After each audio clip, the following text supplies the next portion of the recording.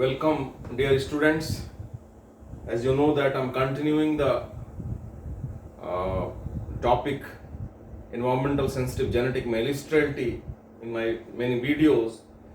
This is the next video on that.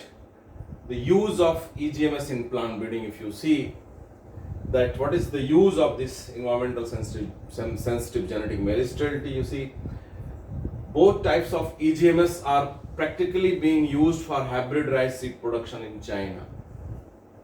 It is commercially used, being used for the last many years in China.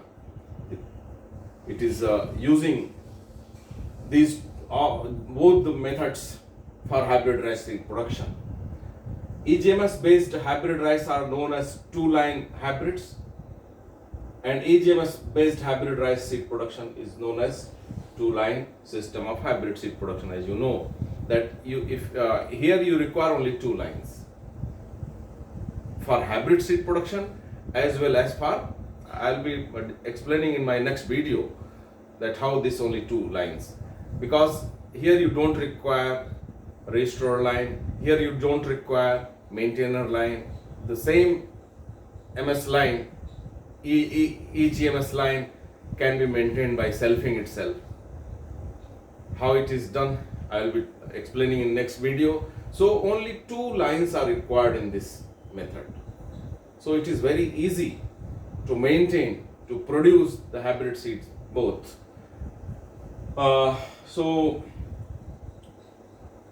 TGMS is preferable to PGMS. Why it is preferable to PGMS, the TGMS? Since PGMS can be utilized only in countries having a large variability in latitude, so that you can have the longer day length, while TGMS can be used in countries that have hilly areas accessible for cultivation of that particular crop. So in many countries you are having hilly areas, so TGMS can be utilized in many countries. But of course in India we are unable to utilize the PGMS, photoperiod sensitive genetic male sterility, because we are not having that much day length which China is having and utilizing it. So we are concentrating on TGMS, thermosensitive genetic male sterility. Hence PGMS may not be used in India, but TGMS can be utilized here on commercial basis. But of course till date not a single variety could be released in India which is two lines hybrids. So of course work is on progress.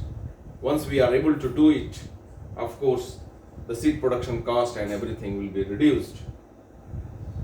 So you see, what are the requirements of EGMS? Of course, if you need to produce, you utilize this EGMS system for hybrid rice seed production or hybrid seed production in other crops too.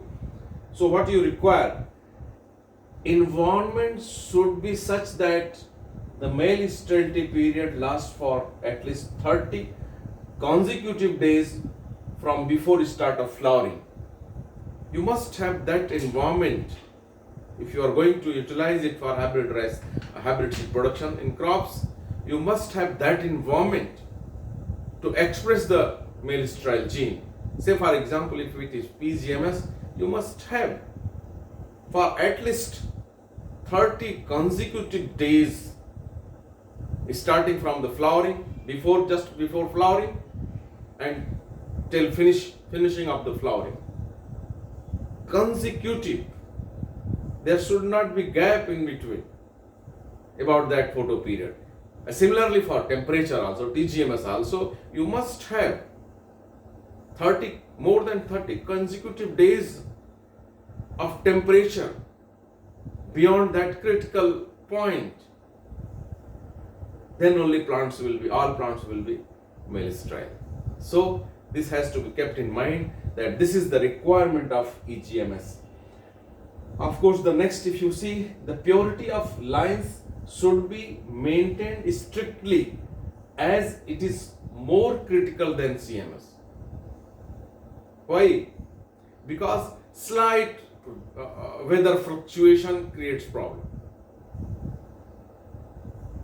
Plants may become fertile. So you have to rogue it out. You have to be very serious about maintaining the genetic purity of the male sterile plants, so that you can produce the proper hybrid, genetically pure hybrid seeds. Here, if you see in rice, the isolation distance should be at least 200 meter for hybrid seed production. And time isolation should be more than 30 days. If you are not having the distance of 200 meters, then you go for time isolation which should be beyond 30 days. Then only you can have hybrid rice seed production through two-line system in that particular areas. So this is all about use of EGMS. Now I will be coming in my next video about how to produce the seed, how you are producing the seed through EGMS system. Thanking you very much.